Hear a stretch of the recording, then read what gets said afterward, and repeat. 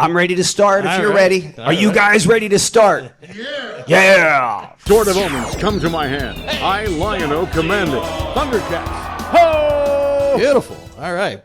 I'm sure you all know this is Brian Pulido. Greetings. I am John Johnson, your host for the next 2 hours. For the next 2 hours.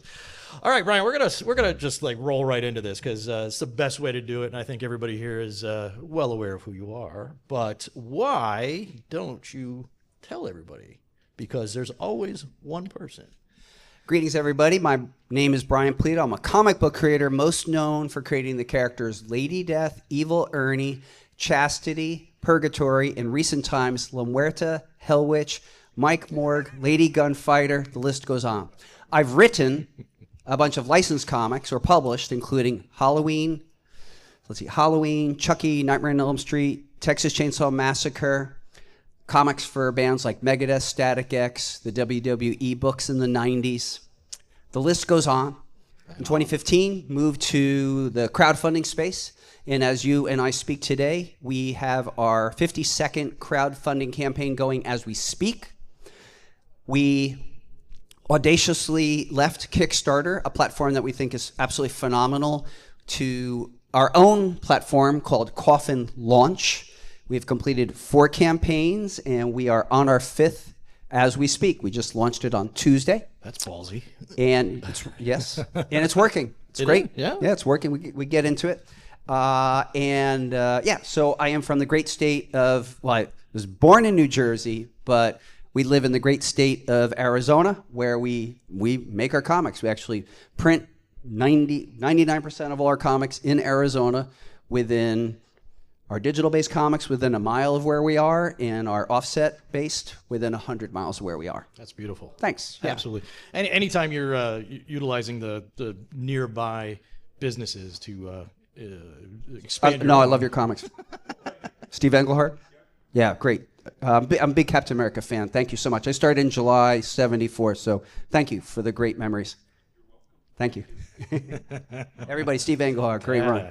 Phenomenal.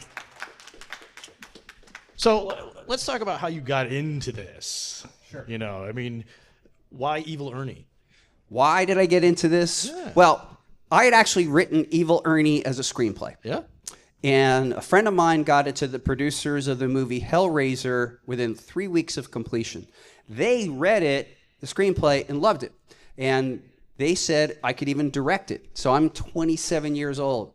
And they laid out the offer. And I'm a 27-year-old, near penniless college kid. They said, we'll pay you $40,000. It'll be a $2 million budget, but all the rights, we retain them. Ooh. And I rejected the offer. I don't blame you. Well, it's an interesting choice. So I said to myself, okay, well, what can I do to bring this thing to life so it's not seen purely as a screenplay? Because a screenplay onto itself is not viewed as a thing with existence, right? Even to this day. So hence I decided to go back to my first love. I'm a comic book collector, most people know that, and turn it into a comic. But that actually was its own journey. That took about 2 years to get a phenomenal collaborator in Steven Hughes, rest in peace. And that was its own journey. That wasn't simple either even back then. I used newspapers to solicit for artists. That's you're aging yourself here. I am. I know. Yeah. Everybody remember newspapers? There was a Comic Career newsletter. I advertised in that. There was the Comic Buyer's Guide, which I don't know if it exists any longer. No. So I advertised. You know, a lot of people looked at that and they're like, poo-poo, haha. Oh, yeah. But I got about 70 responses. Really? I tried out 11. For whatever reason, those 11 didn't work out. They didn't hit the professional mark, or the work wasn't consistent. And the truth is, I actually said, okay, I guess it's not meant to be. And I went back to work. I worked in film production as an assistant director. And then after I had quit, not long thereafter, I got the next submission, which turned out to be the artist Steven Hughes, that I had a great collaboration with throughout the 90s. So that's the long-winded answer to your short question. Well, I liked it. I mean, this kind of detail is the stuff I really look forward to. I mean, it's all stuff I wasn't aware of. You know, and I was a retailer too for a brief period in the 90s, so carried all the stuff. Yeah. Lady Death was a huge seller for us when I had a store out in the Chicago area. Oh, cool. But Evil Ernie is where it all started. Yes. And I have to say, very unusual character for the time. I mean, nowadays I think he hits and would sell much more than even then, because horror comics as a whole are really big right now. Yeah, that's true. And have you found that at all? Like, is Evil Ernie like reaching a larger audience at this point? Well, I don't know. So my association with Evil Ernie ended in August of 2002 during the Chaos Comics bankruptcy. He was considered an asset. Okay. And so I no longer have a relationship to the character. Really? Not at all. Not whatsoever. I thought that was one that you retained. Nope, just Lady Death. Just Lady Death. Lady Death got out of that one. But interesting. but yeah, in the 90s, yeah, it might have been ahead of its time, but to me, for the stuff that I enjoyed, I liked monster movies, heavy metal. So the comics that I made sense to me. Sure. But, I understood they weren't quote unquote mainstream. Right. Through no real design, I saw something that just wasn't in the marketplace. And it worked out. Yeah, it did. It really did. Look at how far everything's gone. I mean, look at Lady Death. I mean, just huge. Yeah, 34 years still going. I mean, it's been truly remarkable, especially in this era of crowdfunding. It's utterly life-changing. So some of you may know, some of you may not, but just through crowdfunding, we have amassed something like, at this point, $13.1 million in comic book projects. And that's what people see. That's the tip of the iceberg. But we are also, as some of you know, we're direct to the customer. So we do, every 2 weeks, we have new stuff coming out. You know, Kenny, right? Like we're a beast. We go at it. So, people see the crowdfunding and that number, and it really is the tip of the iceberg. Our company cranks stuff out. We're also in all different sorts of licensed things. We have deals with Sideshow, Quarantine, PCS collectors, executive replicas. All the toys and the statues. The statues, yeah. We have an upcoming video game that'll finally be released. It's on track for April of next year. So the era of crowdfunding has been nothing short of life-changing. We have a 10,000 square foot facility. If you're welcome to come out to our thing called Sworn Fest. And I mean, the entire thing is customized, filled with coffins and our art, and optimized for shipping. If any of you have ordered from our mail order, you know that we take that stuff like very seriously. And if you haven't, we encourage you. Like, Kenny, you've ordered from us, right? I got to tell you, unbelievable. I mean, I'm not a show. Unbelievable packing job. Diamond, you can learn a lot from them. It's just got to start by caring. So, Well, I think when you're like an independent in outlaw style like us, it's incumbent upon us to be better and always ask ourselves to be better, like every day be better. And customer service is key for us, right? And trust. Trust is probably the number one thing that accelerated Coffin Comics. So that trust would be, we say it's going to ship when it's going to ship. If for whatever reason it can't, we communicate it. We're transparent. We take feedback. We're always up for improving. We're not on any kind of high horse about what we do. We know who we work for. We work for you. We're not entitled to a damn thing. We got to wake up every day and work hard to earn your trust. Beyond the crowdfunding, are you being distributed by anybody? I know Diamond's pretty much done at this point, but So Diamond filed bankruptcy in late January. That morning, before the memo went out, Francisca Pulido, our president, and I decided that we were going to conclude our business with Diamond anyway for products shipping in July of this year, which would have been a story called Hellborn.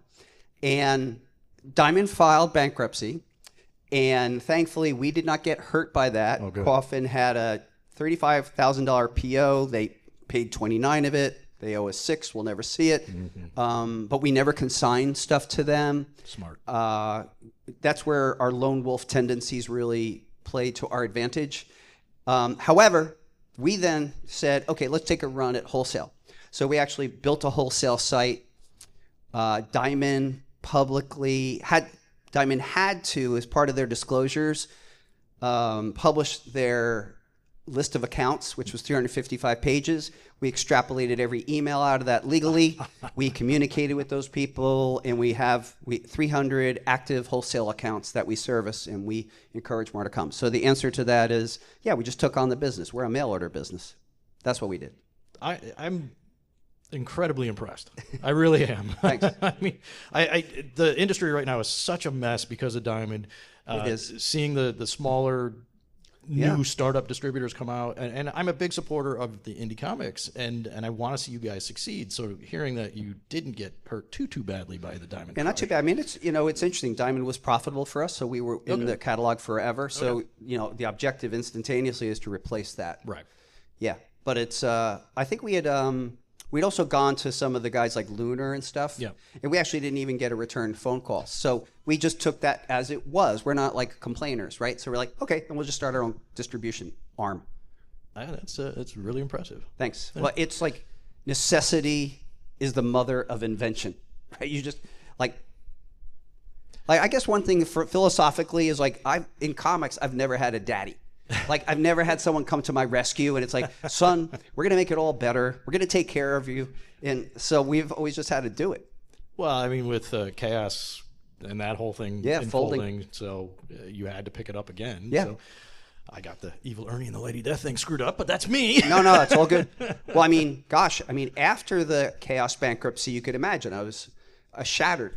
Sure. On the one hand, talk about trust, right? You leave this terrible debt to both independent contractors and businesses. It was brutal, and it took some years to kind of pick myself back up. I actually forgot I was this guy Brian Pulido. I'm just like kind of going along, but I'd actually had Lady Death being published by a different publisher, and that person in our eyes started doing us wrong. We tried to get them to do right, they wouldn't, so I sued them. And somewhere during the lawsuit, which is a brutal experience if you've ever been through it, it's a very anxiety-inducing. Mm-hmm. I sued them, they sued me, but somewhere in it, I'm like, oh, I am the guy who makes moves like this. So the process woke me up. Interesting. Yeah. Pretty crazy. Anybody have any questions? Because I've got plenty more. Yeah, go for it. Yeah, so when you're self-publishing and you've got this character and you've got all these things coming at you all the time, crowdfunding, building a warehouse. Yeah. What's your team like? I mean, how big is it? It's a phenomenal team. So I think we have 15 full-time employees plus 3 more or less full-time graphic designers that are independent contractors. We have pretty good structures. Yeah. So my background is in film production. So I am really used to building or being part of building teams, mobilizing them for certain projects, and powering down. Mm-hmm. So I guess myself and my wife Francisca Pulido, who's at the booth, who's really the brains of the operation, we strategically build the structures. So even as I am here, we actually have a director of operations. So we have good structures. So we have full-time customer service. We have a director of ops who take care of the day-to-day. We have a downline in there, so we have people in fulfillment. We have a editorial coordinator, two editors who work with me. I still, work on that stuff day-to-day, but it demands structure, dedication to structures, all that kind of stuff. Well, that begs the question then, being the outsider that you were, do you feel like you've joined the man as it is? Or not at all, because it's still in service of an outlaw ethic. Yeah. I mean, having good professional business practices is not joining the man. It's just like giving people what they need or expect. Yeah. So no, I don't think I've become the man at all. I'm the man you could count on to figure out some sort of strange way to keep going. That's a nice segue. Yeah. It's beautiful. Let's find some sort of way. Is there anything that you're not publishing that you really want to be publishing? Yeah, no, it's pretty much going along. I mean, I have a complete impatience because even this year we're publishing 8 new projects, and they usually come in the form of 48-page square-bound books. Mm-hmm. And so that's 8 times 48 pages produced. We've already completed writing 2026. Now we're on 2027. So the impatience is getting to the projects that are in front of us, starting to execute on those.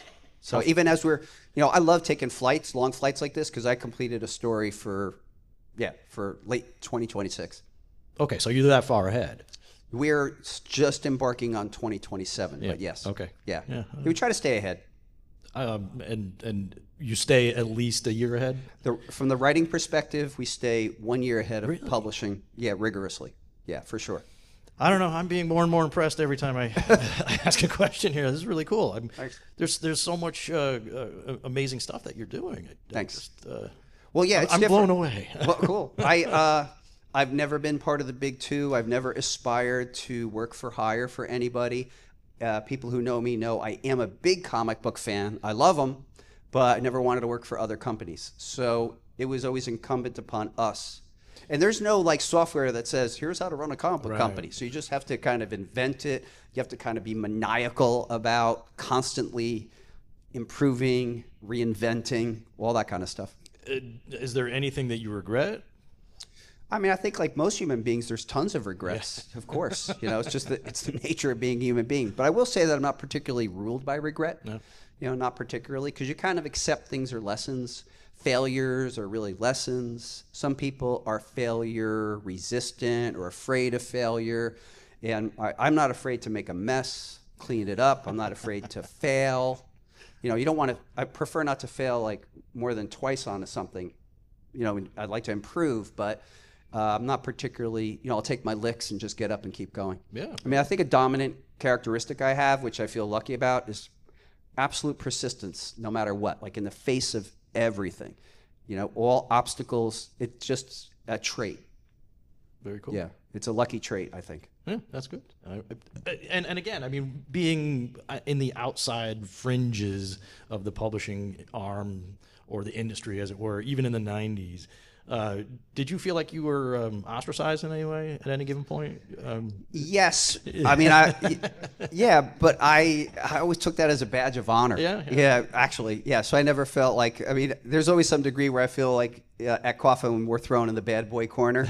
But it's sort of like a badge of honor, because I feel like you either get it or you don't get it, I think I could eyeball most people who might like our books. So, like the young man with the Motorhead. Earlier in the day, he walked right past, and I said to him, later I saw him, I'm like, there's no way you're walking past this stuff, man. This is you, right? Is that fair to say? There you go. But then again, there's people looking straight up metal or outlaw, and then people there. It's also a state of mind, this young man right in front of us. It's a state of mind. Oh, look at me. Right. There you go. It's a state of mind. Yeah, you're just like that dude from Brad Pitt in Once Upon a Time in Hollywood.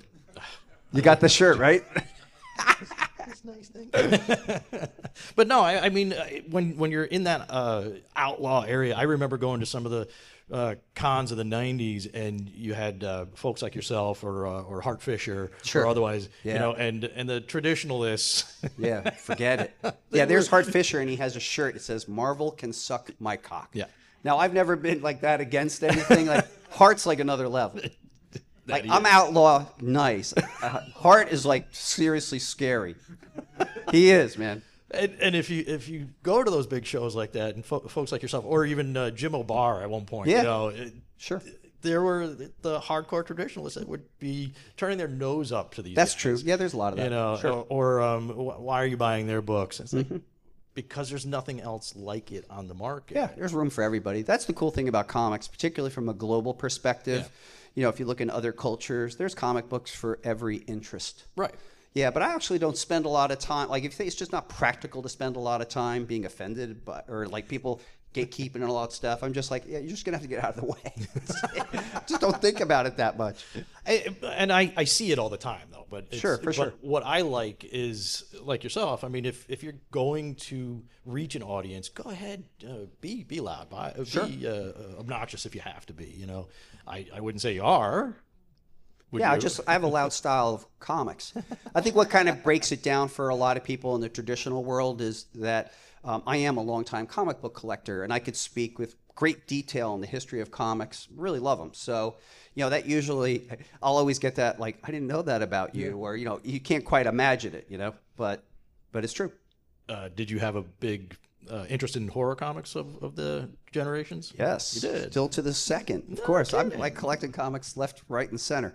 Yeah, I'm working on certain old school pre-hero Marvel stuff as we speak. Yeah, of course. I love that stuff. Yeah, I just figure. I mean, sometimes people come from, I love the Western comics, but I do horror now. I love Western comics. I love comics. I mean, I'm particularly obsessed with like 60s through like late 70s.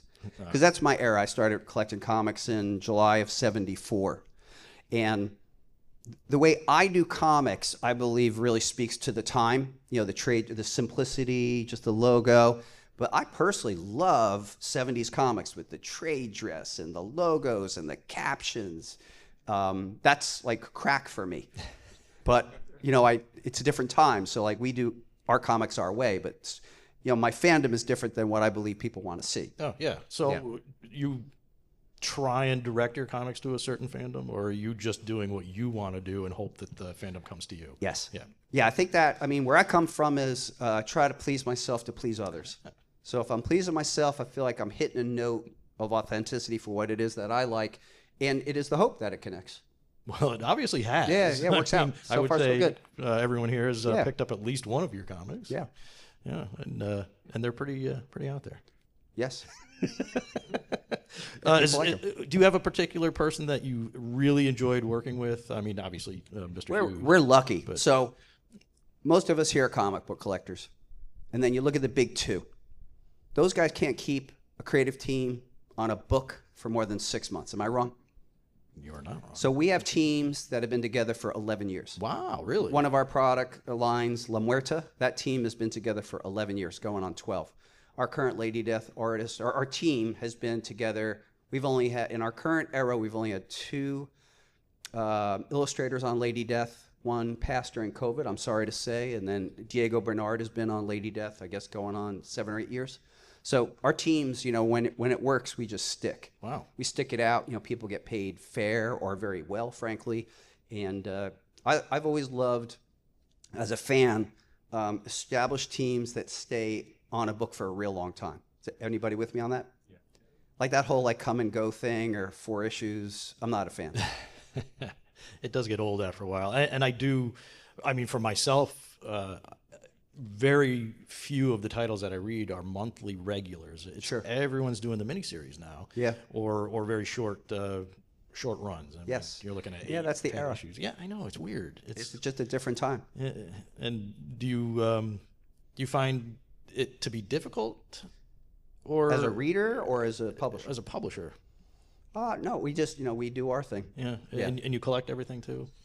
Yeah, I collect what I collect, yeah. No, I mean in format. Oh, yes, sure. So we've done multiple formats, so we'll collect things in trades. Yeah.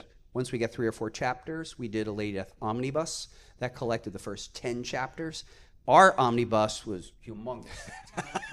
Humongous. And I mean, that's just about sold out, but we are probably doing the volume 2 omnibus in 2027. And you're printing all that in America here? No, we're not. No, it's untouchable in America. We do print those in either China or Shanghai. Yeah. Yeah. Yeah, you can't reasonably do trades and hardcovers in America. Yeah. Just can't get the price.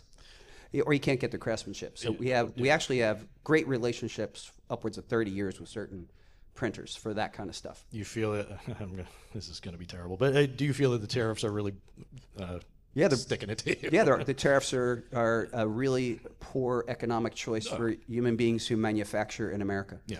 So there's different types of businesses that are not going to be affected by tariffs. So that's people in information technology or service, but comic books fundamentally are manufacturing, and it hits us hard. So, I mean, as a small example, a very simple and practical example is we have a beautiful statue, art directed by J. Scott Campbell, art directed by J. Scott Campbell, and we had our pricing, and we're ready to go. Tariffs come along in China, we're going to manufacture in China. You know, they're noted. And the pricing due to tariff has changed so radically that we just suspended it until this thing settles down to something that's measurable. So it's created enormous economic uncertainty for people who are manufacturing anything. Right. Yeah, the range could be anything from like Funko Pops. You know, take a look at just what happened to them. They had a 2-month freeze and a $115 million loss due to the economic tariffs. And it could be stuff like steel. It could be anything. It's just, I think most people would tell you who manufacture things. People who are like in financial services, nothing to complain about. They don't make anything. People in service, doctor, lawyer, India chief, nothing to complain about. But man, when you manufacture stuff, tariffs hit you hard. Yeah. Yeah, I'm not pro-tariff. I don't think very many. Well, are. I'm a free market economist. Sure. Why should us or the customer be penalized for manufacturing? And in the case of these statues, now you hadn't actually started to produce them at all. No, we haven't. Yeah, we just put a freeze on Okay, it. Yeah, yeah. we had all the ducks lined up. Yeah. We were actually going to begin offering them in June, but yeah, not until this thing settles. Yeah, it's going to be a while, But yeah. which is going to suck for you guys because you won't see it. Well, what's going to happen, I mean, I think we could see it, is just really empirically, prices are going to change starting almost now. Oh, like yeah. in the next Yeah. 30 to 60 days, we're just going to see goods just go up in price because, we're being taxed on it. Right, which is what it is. Yeah. Yeah, and I say that from a completely apolitical perspective. I come from a perspective of a person manufacturing goods. Well, I just look at it from the standpoint of a purchaser, or buyer, or a fan even, just watching these things go disappear in some ways, Yeah. or stop being produced. Yep. And it's hurting everybody, and it's Yep. not great. You'll start really feeling it soon. Yeah, and it's not cool, especially when you're in an operation like yourself. Yep. Well, we're lucky that, the meat and potatoes of what we do. I had mentioned to you earlier that we manufacture all our comics in Arizona. Yeah. The digital stuff within a mile, the offset-based printing within 100 miles. So we used to formerly use the known comic book printing spaces in Canada, and then flew through Plattsburgh, New York, and into the United States. But we just wanted to increase control. So what we did is we actually just went around our state and we found underemployed printer who were cool with our content and just collaborated on printing comics. Because there's this crazy notion that printing comic books is difficult. It's the easiest thing on earth to print. It's a pamphlet, right? So we got together and worked with them, and they've been doing our stuff for 5 years. And in fact, people call me up all the time. They're like, "What's the name of your offset printer?" And I was like, "That's really not the question you want, because our guy, we could tell you our guy, but then they're going to ship it to you in Chicago, the pallets. You don't want that choice. So do what I did: hit the yellow pages, go find an underemployed printer in your state, make a relationship there, and it'll reduce your shipping cost, because it's really not that complicated." You mentioned that you had to pick someone that was okay with the content. That's right. Was that an issue? It was an issue. We had done this one. We were with this. We were with this. We were this really cool printer in Tempe, Arizona. They did like $200 million a year in printing. Phenomenal workspace, giant, half a football field long Heidelberg press, good pricing. Everything was great. And we're rolling off, I think, our second Hell Witch story. Our stuff's R-rated. So sometimes, people get together, do things. It's nothing you wouldn't see in Game of Thrones, let's say. And in fact, that's when I saw Game of Thrones, I said, we got to up our game. It's true. However, the second one, we, an employee of the printer had an objection. Oh, really? Yeah. Oh. And so then how they came at us was, if you change this, we'll print this for you. We said, okay, look, we understand where you have to protect yourself, but no one's changing our content, so we'll just take our business elsewhere. Yeah. And so that's what we did. So we found really a very like-minded printer who's also has serious stoke about printing, loves all the crazy bells and whistles and the foil and the crazy stuff we do. So it was much more like the sort of person I really have a beer with, as opposed to these corporate guys. Good printer, but just couldn't handle what you were doing. Yeah, and I mean, I guess I didn't vilify them. I did it in glove terms, but I understood that they had corporate clients that, if they heard they were doing this crazy, demon women getting together and fornicating, it's just a story, but I get it. So that begs the question, did you have problems like that in the 90s? So we had I don't remember. I think, it's funny. I think the people who were offended in the 90s never really knew the stuff. They never looked past the cover. Sure. And they made it up in their mind. The craziest thing is, like, the biggest fanboys on earth were always complaining about latest chest size. It was the weirdest thing. It was like, don't we all like that? I mean, what's the problem?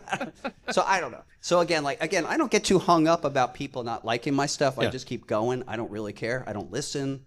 They're so far, knock on wood, their voices have never been loud enough to really drown out our fan base who prefers it. Fair to say? Let's talk about the fan base here. Sure. So when I talked to you earlier today, we were going to do the panel. I was talking to your neighbor there, Keith Gleason, and his wife is a big fan of Lady Death. And I said, that's one thing I remember from selling the comics in Chicago is the fan base was so diverse. Yeah. And particularly when it came to women, there were a lot of women readers of not just Lady Death, but Evil Ernie and some of the other books. I know, and guys are always surprised by that. I really was. Even as a retailer, I was surprised by it, and it continues to this day. I see the crazy ladies diversity. like it too, right? That's what's up. Yeah, and I'm impressed by that. I don't know what you're doing that gets the readers like that. I don't know. What are we doing? What do you? It hasn't changed. It's been phenomenal since Thank day you. one. Thank you. Yeah, it just appeals to like a dark sensibility, right? I mean, whatever.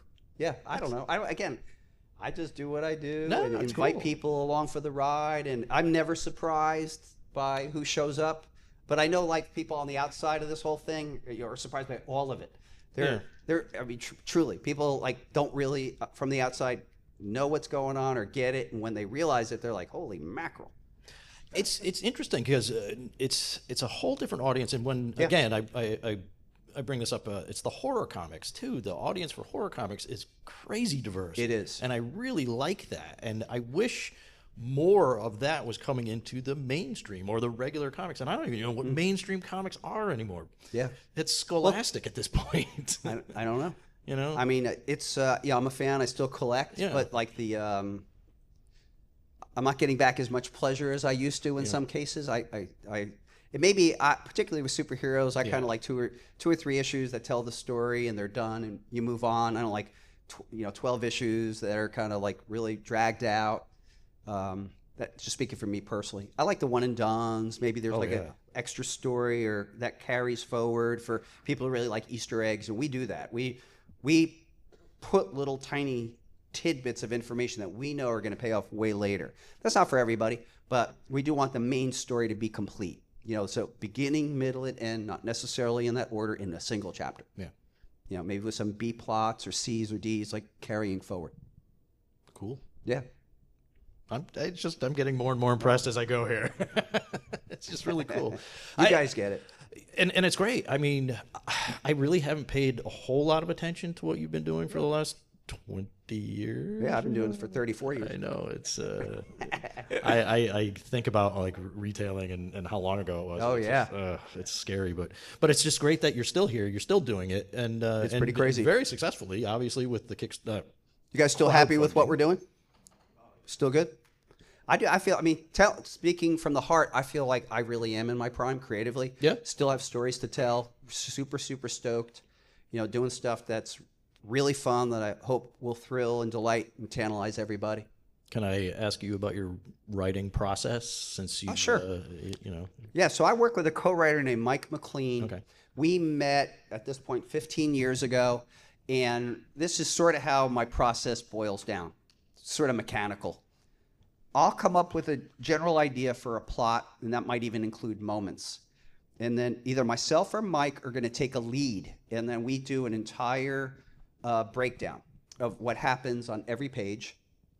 If I lead it, we call it who leads the story. So if I lead it, I take the first whack and then give it to Mike for cleanup, or vice versa.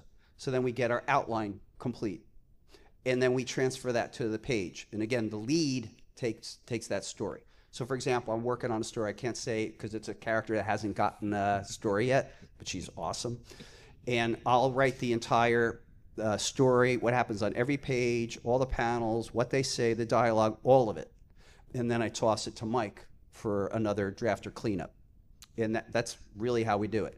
And we start that whole thing by sitting down in a room together and say, hey, this is kind of what I'm thinking.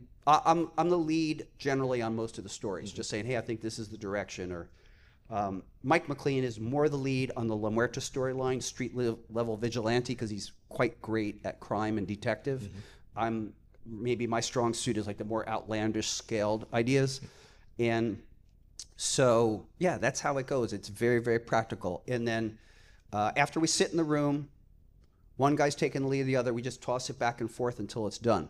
And then the artist illustrates. At that point, Mike might be out of that part, and we receive every page. First, we get layouts of every page, doesn't matter who. We make sure it's doing what we think it should be doing. We use really cool software that just has everything in it. So every page, everything we say about the page, it's in there. Then we get all the layouts. Then we get all the pencils. We look at every page. Any commentary is on there. Then we get the colors. Then we go to lettering. And we let the artist illustrate all the way through, but then we go back and we kind of conform we might have to conform our dialogue perhaps to what the artist has drawn if there's a variance. Doesn't always happen. And we do that final dialogue cleanup. Again, whoever's the lead hits it first. I think Mike is stronger on dialogue than me, so he frequently hits that first. I'm pretty good at moments, like real moments, and seeing things as a comic book, as opposed to he might see things more as a story or as a screenplay, but I could say, this should be a 9-panel page. Let's let this thing breathe. This is the moment that should be bigger. And it's very complementary. Like, there's zero competition. I'm fine with Mike having the last say on a bunch of stuff and vice versa. Sometimes do some radical rewriting on stuff. I'm doing a radical rewrite of a certain story in about 10-page middle, but I'll say to Mike, hey, I want to change this over here. Are you cool with that? Yes. And so in our creative relationship, there's nothing I would do or he would do that we haven't passed in front of each other. That way it's just like a good marriage, so to speak. Sure. So I don't know if that explains it. Yeah, absolutely. With your artists, though, are they all digital now? Is it completely digital? No, everybody is an illustrator. Really? So, yes. So latest artist, Diego Bernard out of Brazil, illustrates by hand. Joel Gomez, artist on La Muerta by hand, and other artists that we have on different titles, Alison Rodriguez, Idiano Silva, all by hand. That's great. Yeah. And I have a long history of like working with artists from South America because it's a style I personally adore. So that ranges from guys I've worked with, whether it's Mike Deodato Jr., Ed Benes, the list goes on. Actually, Diego Bernard is a protege of Ed Benes. Really? Yeah, and I just love that style. Oh, interesting. Yeah, very lucky. And the fact that they're drawing is, Yep. It's getting to be in the, well, I mean, not a lot of guys are actually drawing on paper anymore. Some are, some aren't. Yeah, Yeah. we stick to that. That's view. great. And then obviously, in this day and age, most color is Photoshop. Right. It's digital. Right. And lettering. Lettering too, yeah. Yeah. And you have individual colorists and letterers and... We've only ever had one letterer on our comics. We call him veteran letterer Marshall Dillon. That is my dude. Oh, Marshall's he's lettered everything. Yeah, that's my guy. He's everywhere. Yeah, that's great. Yeah, that's awesome. He's over at Udon. I'm learning with you guys. This is great. I'm loving this. But we have a host of interior colorists, a whole bunch, and covers obviously are its own art form, separate from everything else. So we do work with all kinds of artists on covers. Whether it's digital folks ranging from like Kendrick Lim, Art Germ. We've been very lucky. Some tremendous talent has graced our covers. Is there anybody that you haven't worked with yet that you want to? The people on my list would be Alex Ross, Peach, some Rose Besh. Sometimes they'll be like, I call it in my mind, like targets. So like who's on my list? I think probably try to get Godtail for a couple covers. So there's always new people. I mean, I have a verbal agreement with Dan Panosian. I just think he's the best cover artist right now, so he will be doing some. Just got in running a beautiful Joe Jusko cover right now, and that's fun as a comic fan to get in this tremendous art by these great contributors. Yeah. But there's always someone. I think the big white whale. I got Todd McFarlane and Rob Liefeld last year, so the big one really is Alex Ross. Yeah. So I'm just working on those guys. I don't want to be obnoxious, but I'm working on. Well, I think you have to be sometimes, don't you? Just to chase some of these guys down and hopefully get them into the box. Yeah. Well, I'm talking to the right person, but I just don't want to be a bother. I gotcha. With everything that you're publishing, is there something that you haven't done yet that you really want to? I mean, is there? I would like to have a screenplay of mine. Yeah? I'd like to have a screenplay and a producer credit on a film. Yeah. Where a producer that has a say. So a couple of our recent storylines, particularly Lady Gunfighter and or Mike Morgue, are very adaptable. So we do have screenplays of those, and we haven't worked them at all into the system yet. But that would be a new mountain to climb. Would you keep that in an independent form as well, or? Well, I think I actually have also raised money and directed an independent feature in 2008-9, and it is a tough road. We got the movie made.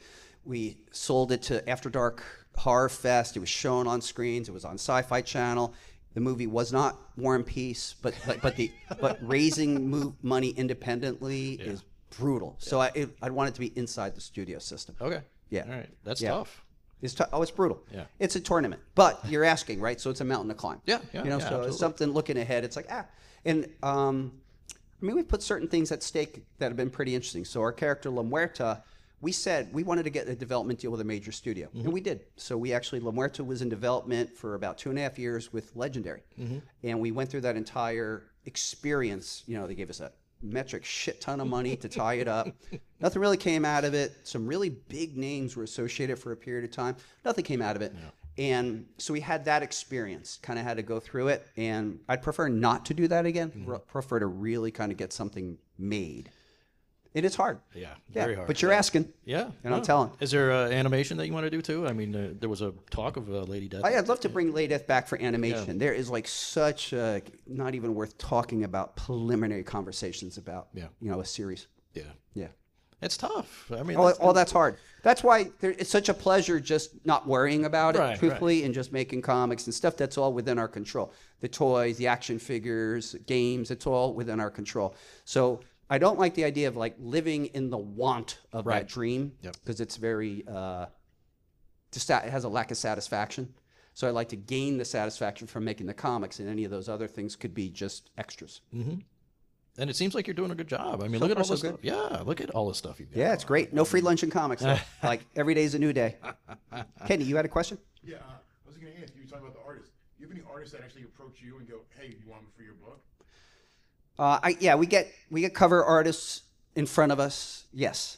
The tough thing is it has to be insanely good, but I have to be super straightforward with people. And sometimes I ask them like this, personal show me stuff. Even here, they'll be like, show me stuff.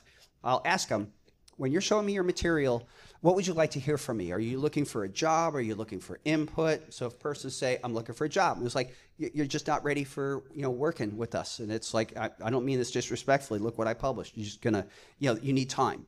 And there's nothing wrong with that. Right. People need time. I mean, I did. Everybody does. And I've been doing this for decades at this point, and people are now established professionals. I would look at their material back in the day, and I would say, it's like, look, you just need to do 1,000 pages.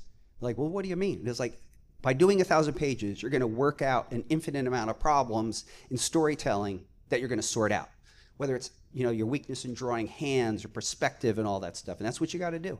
And so a guy named Andy Bellinger, for example, who's now an established professional, said, that's exactly what you said. And he's like, I think I hit it on 700 pages, but I got the point. And the point was, and no one wants to hear that when they're starting out. They want to be like, I'm the belle of the ball, I'm ready. And it's like, it just takes time sometimes. Yeah, comics are hard work. There's no way, we're like a non-AI type company. We believe in human mastery. We're not into machine mastery. So it just has to be a human being who writes the material, draws the material, that kind of stuff. Yeah. I'm not for that. Yeah, there you go. Big up to that. Thanks, Mitch. We're probably going to get some generational tsunami of younger people who don't care, but I'm just going to care till the end on it, Yeah, it's cool. Yeah. That's some great stuff you got going on over Thank you, there. man. I mean, it's really cool. I think he's doing a good job, don't you? Yeah. There we go. Thank you. Yeah. You're the boss. Yeah. Any other questions? Because we got about 5 minutes left. Go ahead.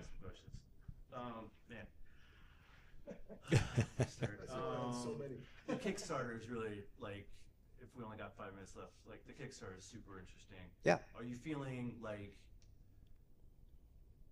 it's a whole nother rebirth of the indie labels from back in the day where you're you're out Absolutely. there, you know. Kickstarter has transformed the life of myself and my staff in ways you could literally can't imagine. It's completely life-changing. I mean, I operate a comic book business out of a 10,000 square foot facility. And Kickstarter got you to the show. Unequivocally, Kickstarter got me to the show. And then I have peers who are I call them like publisher Kickstarter types.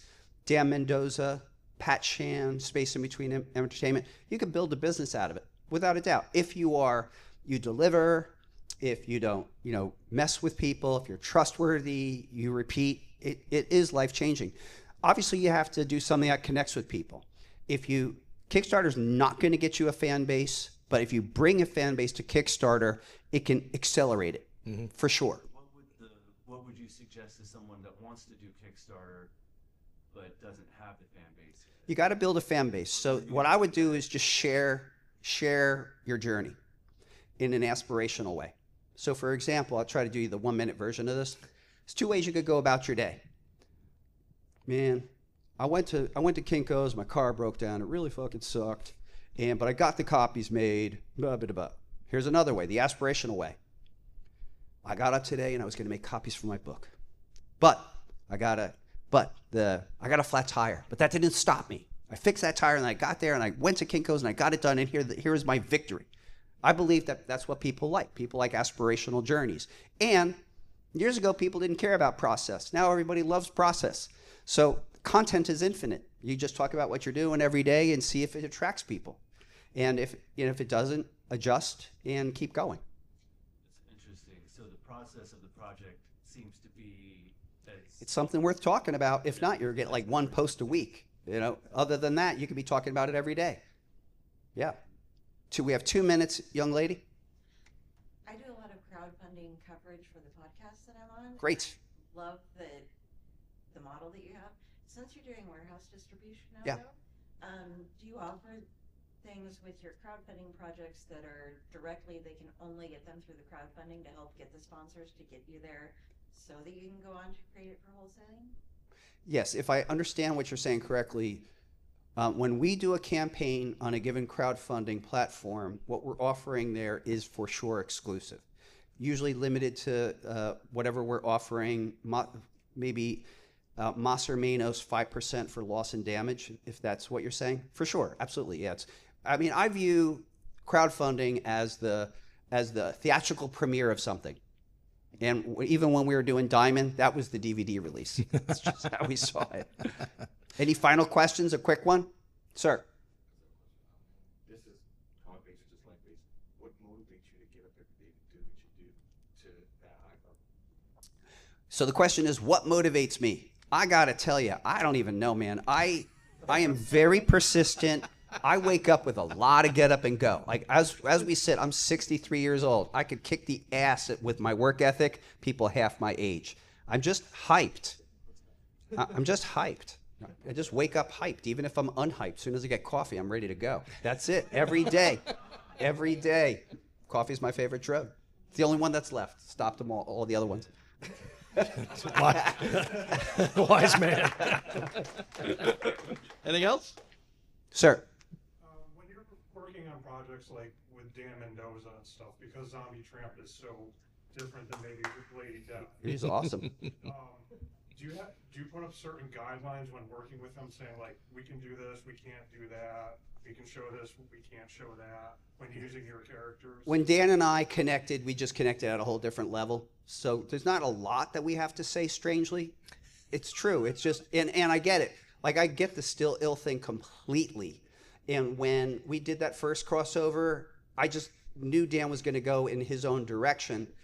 And I got to read everything and work on all of it. I maybe on the first one changed like 2 lines, but I totally get where he's coming from and what he's doing. So we really didn't have to say a lot. The one thing I would say too, though, is Dan as a publisher is utterly trustworthy. He's a phenomenal naturalistic talent, one of the most gifted people I know in the comics publishing space. His stuff is so unique to his own. And, I just have nothing but respect and admiration. So it just worked. And I can't say that's true with a lot of people. A lot of people can be a pain in the ass, but not Dan. It was super easy and tons of fun. We did announce Dan announced the sequel to Lady Death Zombie Tramp for sometime in 2026. Script's already written, read it, and he has the same work ethic. Mendoza like gets up and works. So I think he said, script's coming. And like the day later, I got the script, and a day later he's riding me about proofing it. So I'm like, damn, I better proof this thing. And so, yeah. So no, it's actually strangely easy. I think if you asked him, he likes working with me because my approvals come super fast. Like a lot of other people, it might take 5 days for an answer. For me, it's just like, I have like 70 things going, but it's like, boom, you're getting your answer. Very cool. Yeah. I have one question for you. One last question. One last question. You can answer this with one word if you want. Let me see. How the hell did you retain the ownership of Lady Death? Well, it's not a one word. I think I was smarter than the other guys. Oh, I like that. I think that's what. I got it. Just a little. Is the deeper story available somewhere online? Have you done an interview about this? Ask me no questions, I tell you no lies. Very nice. All right. All right. Brian Pulido, thank you very much. Thanks, everybody. You've been great. I've been Brian Pulido. Come visit me at the booth. Thank you. Stick around. I got Owen King up next. So. You got it. Thanks so much, man. Excelsior!